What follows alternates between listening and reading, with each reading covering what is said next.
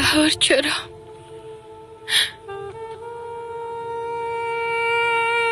چرا این کار کردی بهار؟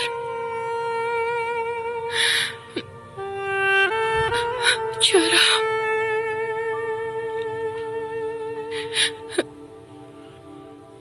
این دیگه بسیار زیاد بود.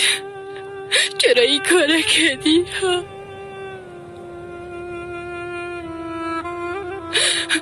بسیار زیاد من زجر دادی.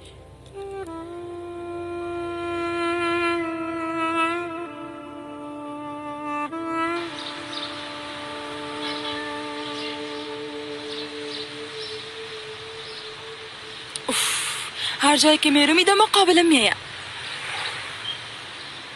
تو بازم ده اینجا چی میکنی ها؟ ای شوخک، تو ده اونجا چی میکنی؟ ما تو را چقدر باریدم، تو اینجا چی میکنی؟ یک دقیقه این سگه که حتما کام چیز شده خوب معلوم نمیشه. باشه کدام چیز شده باید دیره پیش دکتر حیوانات برم. نه من خودم میبرمش. آی زینب تو چقدر زدی هستی حالتی بیچاره کسی کو هنوزم زد میکنی؟ حالا زود چو که بریم دیگه. حالا زینب حالا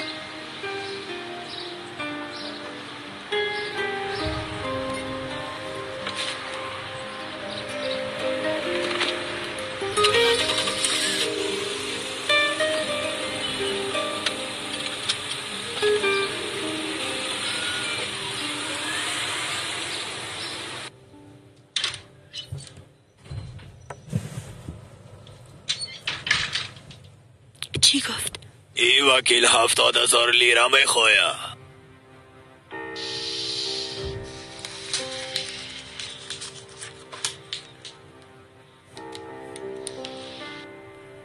حسن بفرمایین خواهر جان. گوش کن.